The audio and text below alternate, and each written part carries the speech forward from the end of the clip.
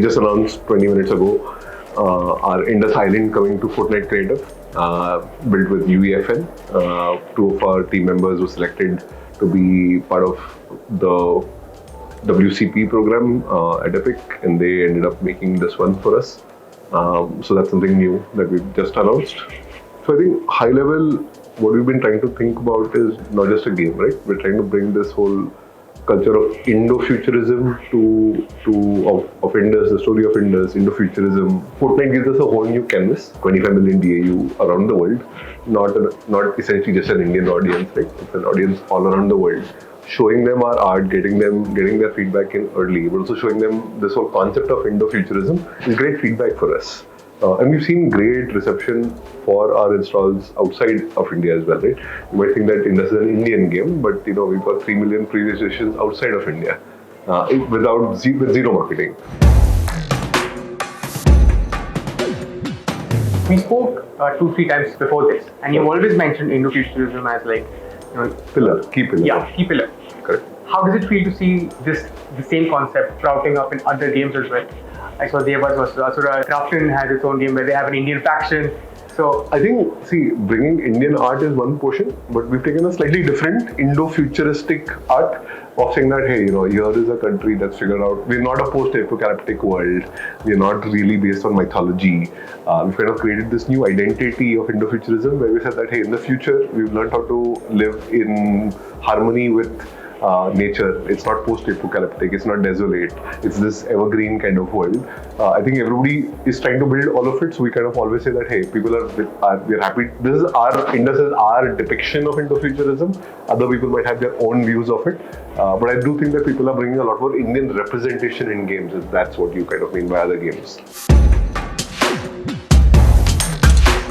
this collaboration with Fortnite, how does the revenue model work? How are you planning to monetize that? So I think, obviously what was created as the Women Creator Program is a separate initiative. What we've created separately, which is using our studio investment, is to kind of create a environment. We brought in a 100th portion of our map inside of Fortnite right now.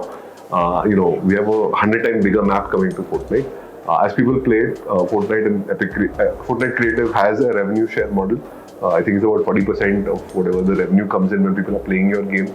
I'm still not very clear on the revenue terms yet, but for us, like I said, it's not just about it's not just a revenue or just a business item, but more about bringing everybody a realization of this Indo-futuristic world that they'll see there and probably come and play it in some of our other platforms. More emphasis on taking it to a larger canvas, right? 25 million daily active users.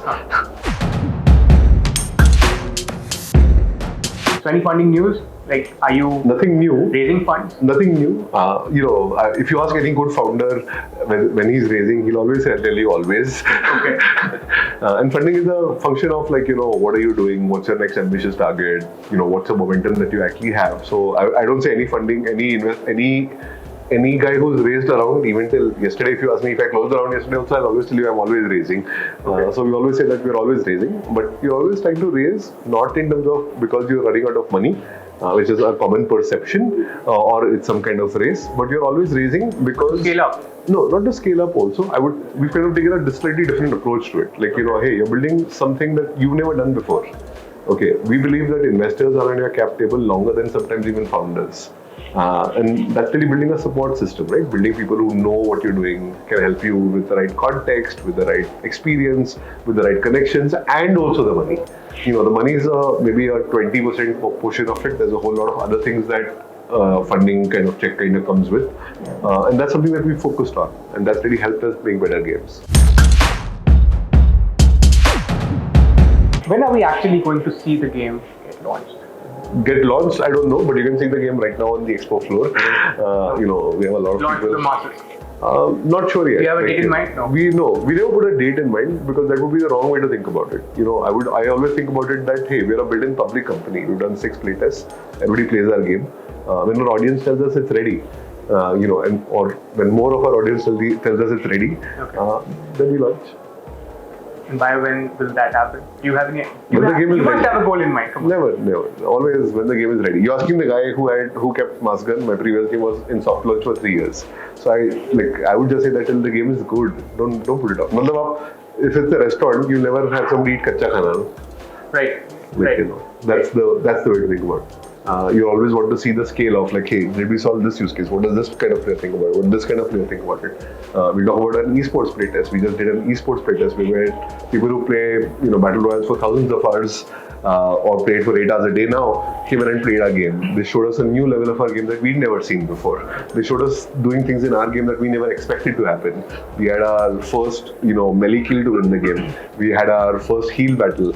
We had our first ninja clutch on Cosmium. Now these are all insane levels that we've not seen in overall games, forget one tournament. And for us, that was like this massive moment which kind of told us that, hey, our game is more ready, or these are new things for us. And obviously that comes with a set of feedback as well. Team is always working on feedback. What you see different in every playtest is that a developer, an artist, or somebody from our team is actually running that playtest. Which means that he can look over their shoulder, you've told him a bug, he'll probably fix it the next day before you play it the next day. That's the secret of SuperGaming. So I think it depends on what stage you're in. Obviously, like from our company perspective, kind of working in accelerators which kind of teach you game development is not a good idea. We're at a fairly advanced stage, but we've been part of accelerators where we learned about AI, for example, from the guy who invented let's say Midjourney, Stable Diffusion, one of these pieces. Now that's very valuable. So I think that it depends on what your stage and need of the company is. So some things, if you've never made a game before, never published a game before, some accelerators will work. If you never published a game before, some other accelerators will work. I think it's always a function of what you're looking for and what does the accelerator offer. I do think that that's a good idea because, earlier nobody helped you. You had to kind of figure out all of these things on your own. If an accelerator is coming in and helping you, maybe that's a good start of something new. So there's a lot of hope from this game, right? It's a game that shows a lot of promise. But at the same time, you're entering into a market that is highly competitive, right? We have BGMI, Free Fire is coming back, we have Valorant. We also have Call of Duty, we also have Apex. We have tons, right? But if you think about it, every small company before it became big was small only, Right. So when a BGMI came out, Call of Duty was still very big. When Apex came out, other games were still very big. So we are not discouraged by any one of these things. Otherwise, you never start something new, and we would still be playing Doom and Quake from the 90s. Absolutely. I always think that our company functions around identity. Emerson said it best when he said that the woods would be silent if only those birds sang that sang best. मतलब उसका हमारा interpretation is अगर कौवे भी हो तो गाना चाहिए. That's kind of how we think about our game. While you said that people kind of have all of these games, etc.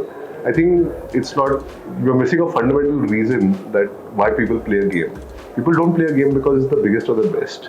They play a game because they care about something. Right. Our goal is to give people a game that they care about.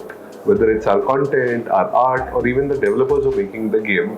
I think that's a very important part of making or the game making journey that I've learned in the last 15 years. You don't need to be the best, and I'll give you an example of you don't need to be a Michelin star chef to cook good food, So that's kind of something that we've kind of seen. I don't know whether you know this, but what's the favorite restaurant that you go to? I go to a restaurant more frequently where the waiter knows my order, the chef knows how I like, what's my spice tolerance, and the cashier on my way out will ask me, Roby sir, bahar the kya last week? Because he knows that I've not shown up. We're trying to build a company like that. We're trying to build a game like that, where people show up, where people talk to us about it, where people tell us about things that they like and they don't like, and we do more of it. It's a conversation. It's a place where people hang out. And that's really what we've succeeded in building with Indus. We have a very large 7.5 million community, but look at our other games. Without any UA, we've grown them to 80 million users, 25 million users across every one of those games with the same philosophy.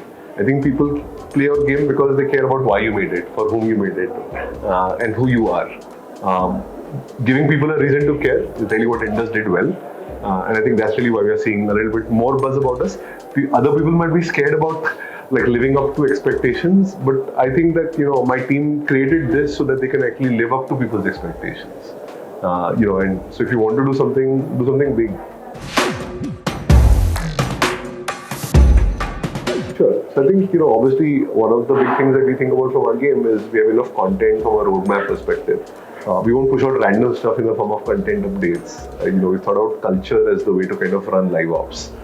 new content that will appeal to you, that people kind of think about, come from a region that you kind of care about. These are all things that we kind of intend to do in the game.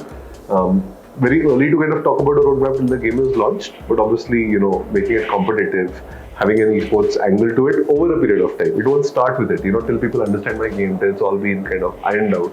We'll have a competitive scene, but not an esports scene.